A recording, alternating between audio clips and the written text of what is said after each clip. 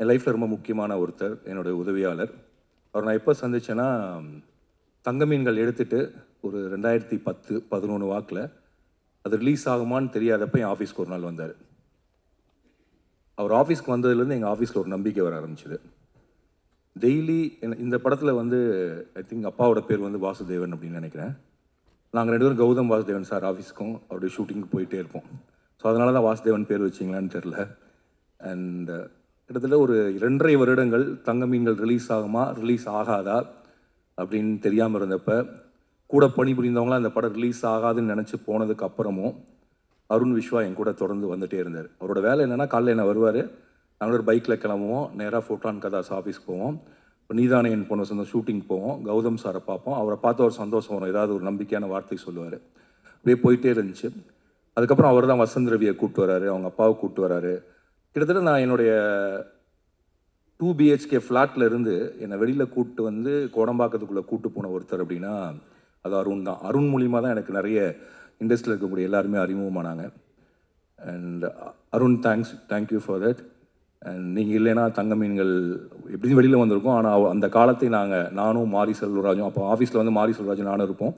இப்போ அருண் விஸ்வா வருவார். வந்தாலே ஒரு அருண் விஸ்வா பார்க்குறப்ப எல்லோரும் நினைப்பாங்கன்னா ரொம்ப பணக்கார வீட்டு பையன் அப்படின்னு நினைப்பாங்க. ஏதோ ஆடிக்கார் பிறந்ததுலேயும் ஆடிக்கார் வச்சுருக்காருன்னு. பட் இல்லை, அருண் விஸ்வா அது சொல்லாமான்னு தெரில. அருண் விஸ்வா வந்து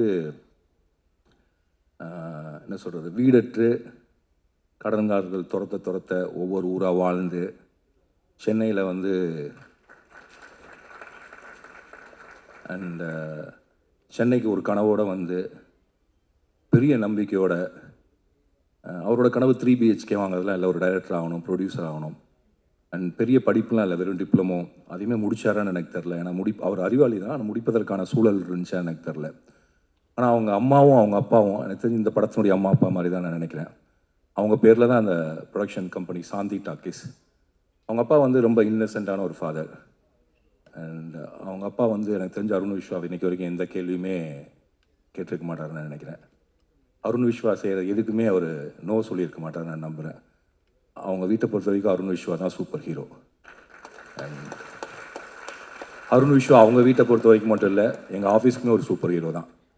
அண்ட் அதுக்கப்புறம் தரமணியை டிசைன் பண்ணதாகட்டும். அண்ட் எனக்கு அருண் விஸ்வா பார்க்குறப்பலாம் எனக்கு பயங்கர ஒரு உற்சாகம் வரும். சில மனிதர்களை பார்க்குறப்ப தான் உங்களுக்கு ஒரு நம்பிக்கையும் உற்சாகம் வரும்.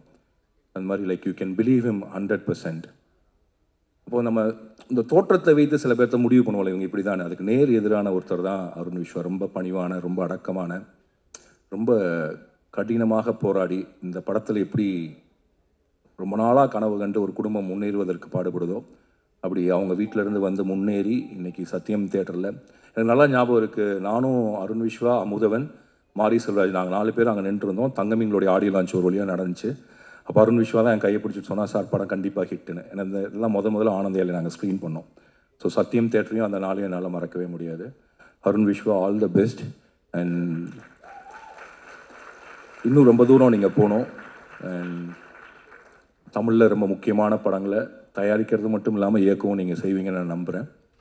அண்ட் சித்து, அருண் விஸ்வா தங்க மீன்கள் ரிலீஸ்க்கு முன்னாடி வந்து ஹெல்ப் பண்ணார்னா, சித்து வந்து கட்டது தமிழுக்கு அப்புறம் வந்தார்.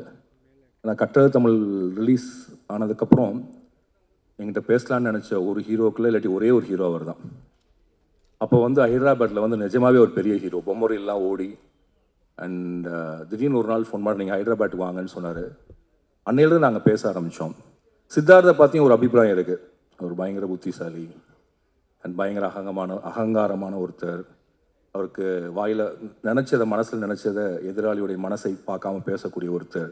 இப்படி நிறைய பிம்பங்கள் இருக்குது. பட் நிஜத்தில் நான் சொல்கிறேன், சித்தார்த் ஒரு அடிமுட்டால்னால் எந்த அர்த்தத்தில் நான் சொல்கிறேன்னா, சித்தார்த் எப்போதுமே ஒரு வளர்ந்த குழந்தை. நானும் சித்தார்த்லாம் ஒரே ஸ்கூலில் படித்தவங்க. என்னென்னா நாங்கள் இன்னும் ஸ்கூலை விட்டு வரவே இல்லை. Still children. எப்போ எதை செய்யணும்னு தெரியாது, பக்க விளைவுகள் பின் விளைவுகளை பற்றி யோசிக்கிறது இல்லை. அந்த ஃப்ளோவில் மனசுக்கு என்ன தோணுதோ அதை செஞ்சுட்டு போகக்கூடிய ஒரு இயல்பான, காற்றுல பறக்கக்கூடிய ஒரு பஞ்சு மாதிரி தான் சித்து ஏன் இவ்வளோ இளமையாக இருக்காருன்னா, அந்த மனசு அவ்வளவு பஞ்சு மாதிரி மிதந்துட்டே இருந்தால் மட்டும்தான் இளமையாக இருக்க முடியும்னு நினைக்கிறேன். Sidhu, be a child always, don't worry what others says, and you are a great inspiration to me, you are a great friend to me. And எப்படி அருண் விஸ்வா ஒரு நம்பிக்கையோ அதே மாதிரி தான் சித்து எனக்கு நம்பிக்கை. அண்ட் சித்து வந்து நடிக்கிறாரோ இல்லையோ, நான் எப்போ பாட கூப்பிட்டாலும் வந்து படத்தில் பாடுவார். அதுக்கு காரணம் என்னென்னா, சித்துவோட பாட்டெலாம் நான் கேட்டிருக்கேன்.